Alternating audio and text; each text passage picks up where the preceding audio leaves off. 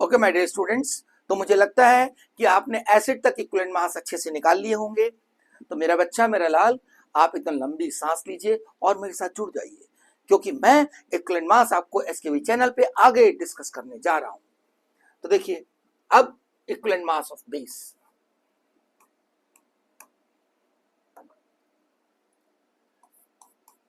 Equivalent mass of base, यहां पर क्या होता है?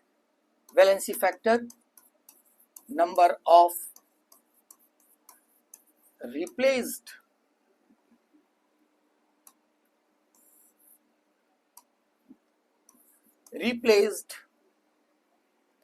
OH minus, it means it is also known as, इसको हम कहते हैं एसिडिटी ऑफ बेस। अब बेस के बारे में हम जानते हैं, जैसे NaOH है, जैसे KOH है, बहुत ज्यादा यूज होते हैं।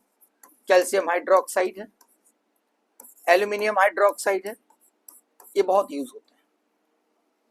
तो अब इसमें कितना OH है ये तो हमें दिख ही रहा है कितना OH है, लेकिन हमारा जो मेन मुद्दा है वो इस बात पे होता है कि कितना OH माइनस रिप्लेस हुआ, कितना OH माइनस रिप्लेस हुआ, ये देखना है। ठीक है, यानी इसका मतलब अगर मैं इसमें HCl डाल दूं तो हमें क्या देखना है?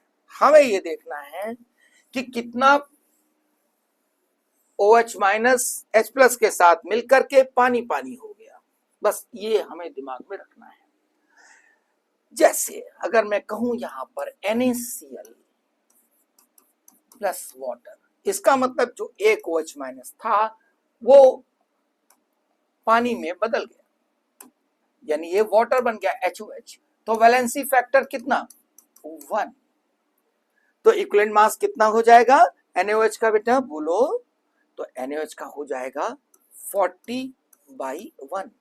40 इसका मोलर मास, क्योंकि इक्विवेलेंट मास लिखने के लिए हम ऐसे कर सकते हैं, मोलर मास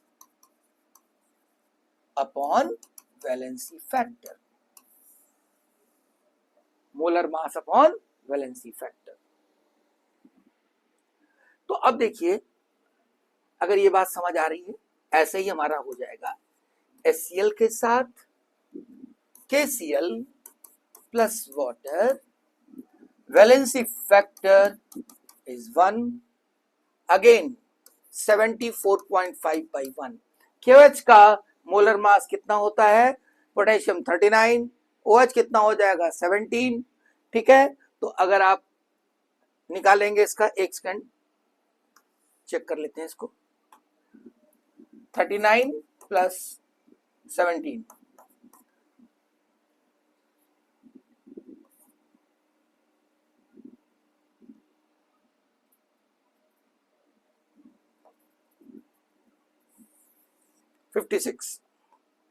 तो 56/1।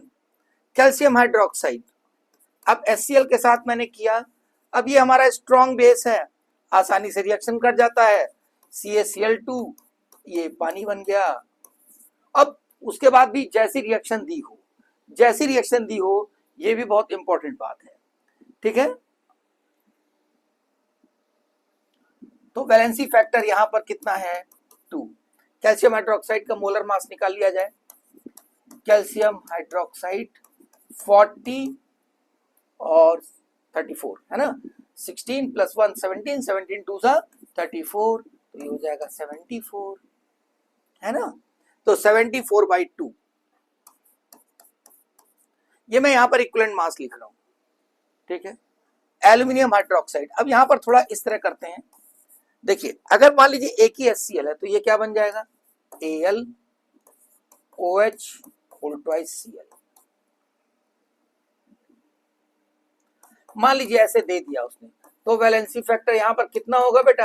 1। अब AlOH होल थ्राइस का हम मोलर मास निकाल लें, तो AlOH होल थ्राइस, एल्यूमिनियम जो होता है वो 27 प्लस ये हो जाएगा आपका 51, 17 3 जा 51, 78 बाई 1।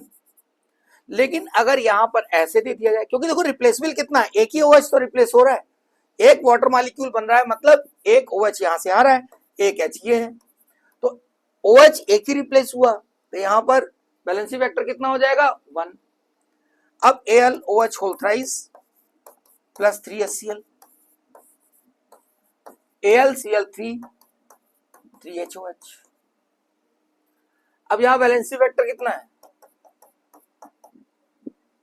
3, तो यहां हो जाएगा 78/3। ये मैंने आपको बताया कि बेस का अगर इक्विवेलेंट मास लिखना है तो हम कैसे लिख सकते हैं मेरा बेटा, ठीक है।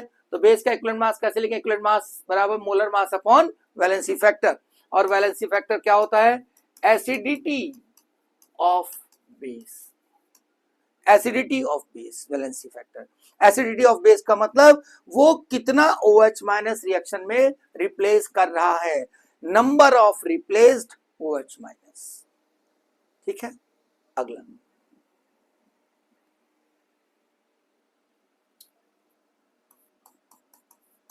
Equivalent mass of ions. हमने क्या बताया था लास्ट वीडियो लेक्चर में, आपने देखा होगा कि इक्विवेलेंट मास आयंस के लिए जो वैलेंसी फैक्टर था वो क्या था, नंबर ऑफ चार्ज प्रेजेंट, कितना चार्ज प्रेजेंट है। तो जैसे मान लेते हैं हम Na+ की बात करें, तो इसका जो, अब इसी जगह बेटा जब आयंस की बात करते हैं तो हम मोलर मास नहीं कहते हैं, तब हम कहते हैं फार्मूला मास, ठीक है। तो इसका फार्मूला मास कितना 23/1, तो इक्विवेलेंट मास ऑफ Na कितना हो जाएगा 23, यानी equivalent mass of Na+ is 23। अगर मैं कहूं कैल्शियम +2, चार्ज कितना है 2, तो formula mass of calcium is 40/2, यानी 20।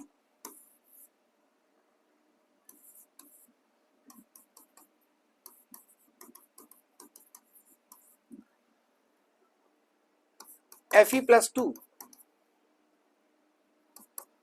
56/2, equivalent mass of ferrous, ferrous का इक्विवेलेंट मास 28, फेरिक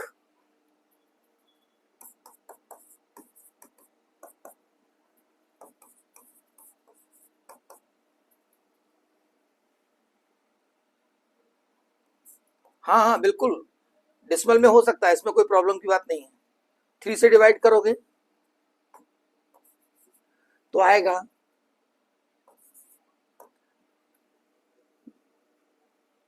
लगभग 18.6।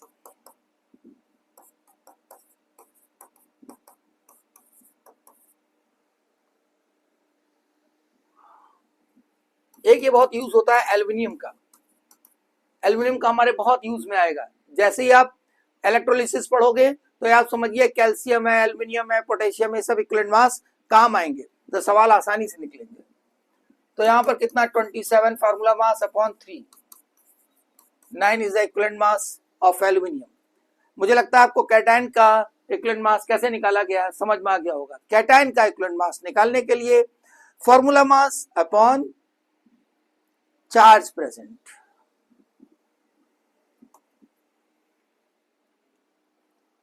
अब एनायंस की बात करते हैं।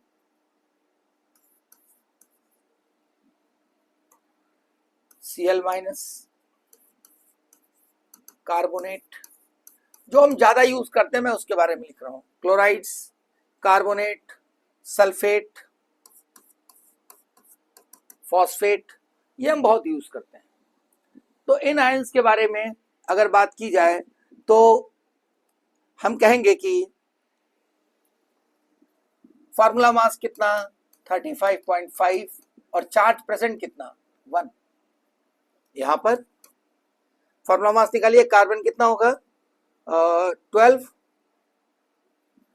60, तो 60/2। यहां पर कितना होगा सल्फर 32 और 96,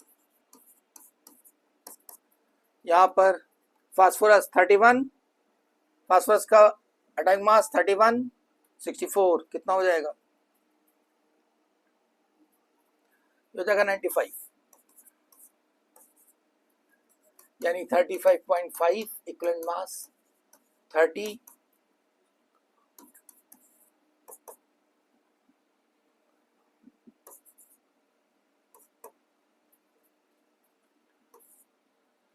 दिस इज, ये इक्विवेलेंट मास आ गए आपके आयंस के, यानी हमने कैटायंस का निकाल लिया, हमने एनायंस का निकाल लिया, और हम बेस का पहले निकाल चुके। तो अब हमारी बात आगे आती है, आगे चलते हैं। Equivalent mass of salt, salt का इक्विवेलेंट मास डिस्कस करना है। सॉल्ट का इक्विवेलेंट मास डिस्कस करने के लिए हमें वैलेंसी फैक्टर पता होना चाहिए। तो वैलेंसी फैक्टर कितना है, टोटल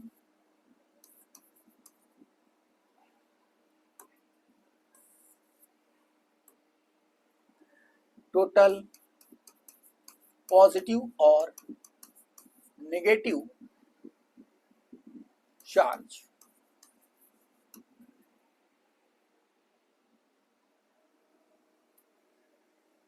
ठीक है, तो अब देखिए, मान लेते हैं हम NaCl की बात करें।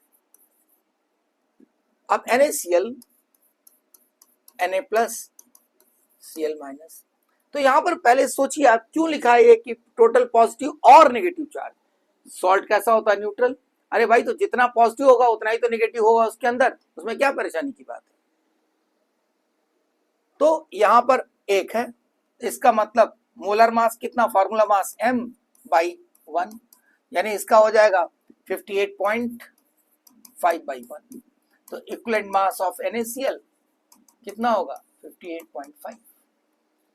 आपने देखा होगा मैं इक्विवेलेंट मास में बिल्कुल भी कहीं भी यूनिट नहीं लिख रहा हूं, यूनिट नहीं लिखी जाती है। ठीक है, आइए अब निकालते हैं हम कैल्शियम कार्बोनेट, बहुत important, calcium carbonate Ca++ CO3 minus minus. अब देखिए यहां पर मोलर मास बाई 2 होगा, क्योंकि चाहे आप बेटा दो पॉजिटिव कह दीजिए चाहे दो नेगेटिव कह दीजिए बराबर ही होंगे, तो m/2। अब कैल्शियम कार्बोनेट का मोलर मास 100 डिवाइडेड बाई 2, यानी equivalent mass of calcium carbonate, याद रखिए 50 होता है, जगह जगह जरूरत पड़ेगी। अगर आप लॉ ऑफ इक्विवेलेंट से सवाल करते हैं, लॉ ऑफ इक्विवेलेंट एक बहुत ही शॉर्ट वे होता है, एनसीईआरटी में नहीं दे रखा है, लेकिन एक बहुत इंपॉर्टेंट मेथड होता है मोल कंसेप्ट के लिए, सवाल आसानी से निकलते हैं। चलिए आगे चलते हैं, अगला सॉल्ट लेते हैं, Na2CO3, बहुत इंपॉर्टेंट। अब देखिए मैंने लिखा 2Na प्लस माइनस, अब यहां पर क्या होगा, molar mass by 2, molar mass by 2, क्यों, क्योंकि चाहे देखिए यहां पर पॉजिटिव की बात करेंगे तो Na पर 1 प्लस, तो यहाँ 2, तो कितना हो जाएगा 2 × 1, 2 ही तो आया, 2 माइनस, तो चाहे प्लस कह दो चाहे माइनस कह दो, m/2। अब Na2CO3 का आप निकालते हैं मोलर मास,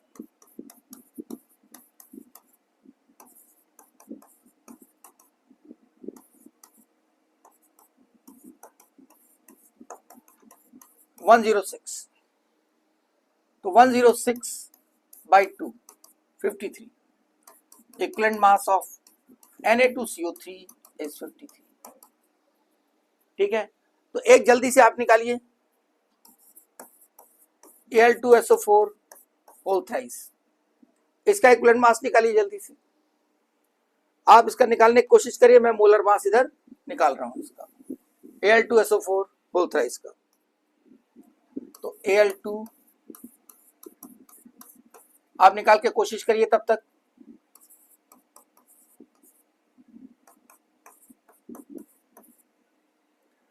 Al27 यानी 54 हो गया, और सल्फेट, सल्फेट होगा 96, और 3 सल्फेट है, तो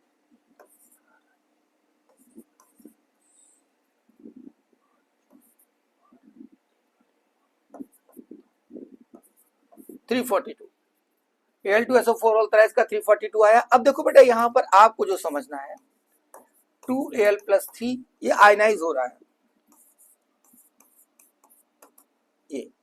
तो आप चाहे पॉजिटिव के बारे में बात करिए। अब देखिए पॉजिटिव देखिए 2 जा 3 2 3 जा 6 और 3 2 जा 6 तो चाहे प्लस कहिए तो +6 और -6 तो नंबर तो सेम ही आएगा ना 6 आएगा। वैलेंसी फैक्टर कितना 6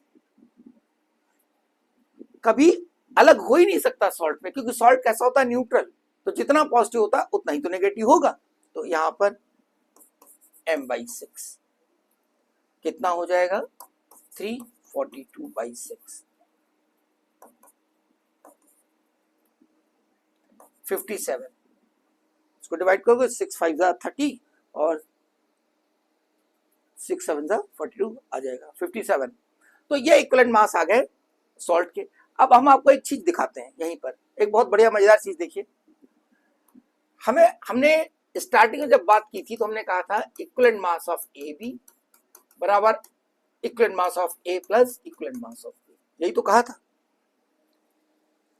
अगर ये कहा था तो इसका मतलब क्या हुआ, इसका मतलब कि अगर हमें इक्विवेलेंट मास NO2CO3 का निकालना है Na2CO3 का तो ये क्या होना चाहिए, ये हो जाना चाहिए।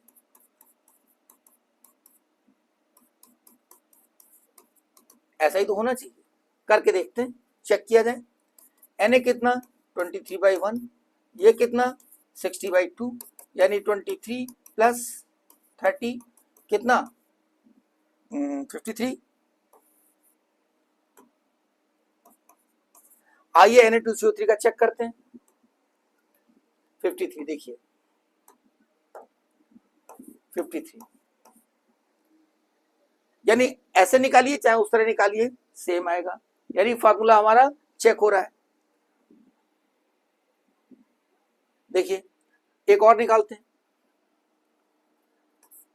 इक्विवेलेंट मास ऑफ, तो टफ निकालते हैं इक्विवेलेंट मास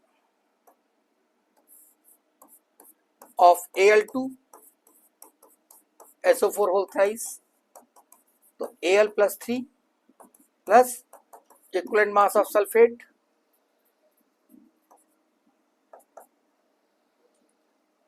तो ये जो है आ जाएगा 27/3 प्लस सल्फेट 96/2 क्योंकि 2 यहां पर है तो कितना हो जाएगा 9 प्लस ये हो जाएगा 57। देख लीजिए 57 आ रहा है। 27/3 प्लस 96/2 बराबर 9 प्लस 48 57 आ गया, यानी ये Al2SO4 थ्राइस का आया। जरा इसको चेक करें क्या यही था। देखिए 57 यानी इसका मतलब वो फार्मूला भी हमारा चेक हो गया, क्रॉस चेक हो गया, समझ में आ गया होगा। अब देखिए लास्ट जो हमारा बचता है कि equivalent mass of oxidising agent and reducing agent. तो यहां पर क्या होता है बेटा वैलेंसी फैक्टर, यहां पर जो वैलेंसी फैक्टर है वो क्या होता है चेंज इन, बल्कि और अच्छे से लिख लो इसको total change in oxidation state, ये वैलेंसी फैक्टर है। तो देखिए 2-4 करते हैं। अगर हम KMnO4 की बात करें कि KMnO4 किस में चेंज हो गया MnSO4 में, KMnO4 किस में चेंज हो गया MnO2 में, K2Cr2O7 किस में चेंज हो गया Cr2SO4 होल थ्राइस में, या KMnO4 चेंज हो गया K2MnO4 में।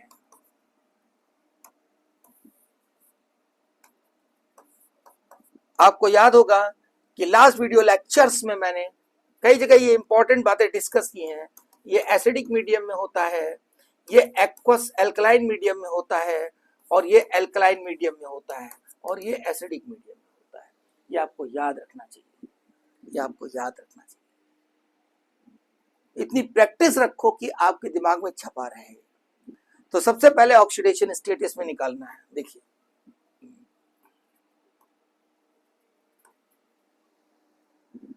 अब जैसे ऑक्सीडेशन स्टेट हम जो निकाल के दिखा रहे हैं, तो अगले वीडियो लेक्चर से जब हम आगे बात करेंगे नेक्स्ट वीडियो लेक्चर्स में, क्योंकि एक अभी वीडियो लेक्चर आपका नॉर्मेलिटी का होगा, उसके बाद अगले वीडियो लेक्चर में हम लोग डिस्कस करेंगे रिडॉक्स के बारे में। तो जो रिडॉक्स होगा उसमें हम डिटेल में डिस्कस करेंगे ऑक्सीडेशन नंबर को।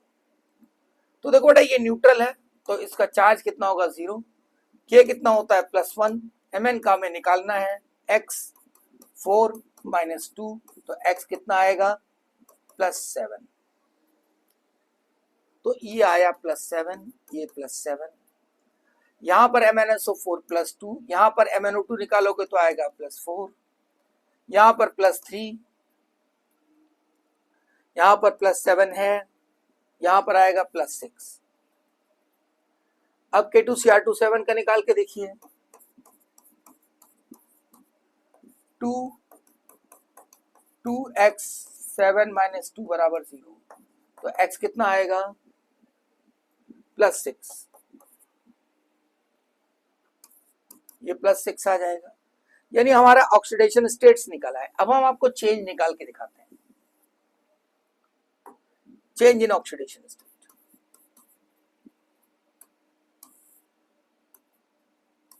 Change in oxidation state total change 7 से 2 हो गया, यानी इसका मतलब चेंज कितना 5 का, चेंज कितना है 5 का, यहां पर चेंज कितना 3 का, यहां पर चेंज देखना पड़ेगा। तो टोटल चेंज ऑक्सीडेशन स्टेट यहां पर कितना आएगा 3 का। यहां बताता हूं, पहले इसको नोट कर लीजिए। Total change in oxidation state कितना है बेटा, यहां पर 7 से 6 हो रहा है तो 1। अब यहां देखिए total change in oxidation state, ये देखिए इंपॉर्टेंट है, 6 से 3 हो रहा है, 6 से 3 यानी चेंज कितना आया 3। लेकिन यहां 2 एटम है, ये एक एटम का चेंज आया, तो 2 एटम है, यहां पर ध्यान देना पड़ेगा आपको कितने एटम है, रिएक्टेंट में कितने एटम है, यहां लिखा है 2, ये इंपॉर्टेंट बात है। तो हमें 2 से मल्टीप्लाई करना पड़ा, तो टोटल चेंज कितना आया 6। तो अब बेटा आप ये समझ लो कि यहां पर जो इक्विवेलेंट मास आएगा वो m/5, यहां पर m/3, यहां पर m/6 और यहां पर m/1। ये इक्विवेलेंट मासेस ऑक्सीडाइजिंग एजेंट, मुझे लगता है क्लियर हुआ होगा। अब ये ऑक्सीडेशन नंबर जितना ज्यादा बढ़ता जाएगा, जितना ज्यादा आप उसको सीखते जाएंगे, उतना आसान होता जाएगा चेंज इन ऑक्सीडेशन स्टेट को निकालना। मुझे लगता है आपको अच्छे समझ में आ गया होगा। तो अब यहां तक हम क्या टॉपिक कंप्लीट कर चुके हैं, इक्विवेलेंट मास अलग अलग कंपाउंड्स के हम कैसे निकालते हैं, ये हमें क्लियर हो गया है। ठीक है, ये हमें अच्छे से क्लियर हो गया है। तो अब इसका यूज कहां है, इसके लिए हम क्या करेंगे, हमें करना क्या है, हमें नॉर्मेलिटी समझना है। नॉर्मेलिटी, तो जैसे मोलैरिटी था वैसे ही नॉर्मेलिटी। मोलैरिटी में हम मोलर मास लेते थे, नंबर ऑफ मोल्स लेते थे, यहां पर हम लेंगे number of equivalents, number of equivalents लेंगे। तो नंबर ऑफ इक्विवेलेंट्स लेने में क्या होता है, मास अपॉन इक्विवेलेंट मास। ठीक है, तो आप इसको पूरा रिवाइज करें, लास्ट वीडियो लेक्चर को, इस वीडियो लेक्चर को बाकायदा लिख के अच्छे से करिए एक एक चीज, जिसमें अगला वीडियो लेक्चर जो नॉर्मेलिटी का होगा वो आपको अच्छे से समझ में आएगा। ठीक है, that's all, have a nice day. खूब अच्छे से पढ़िए, मन लगा के पढ़िए, इसके भी चैनल पे बने रहिए, वीडियो को लाइक और सब्सक्राइब करते रहिए, अच्छा सा कमेंट भी लिखिएगा। That's all.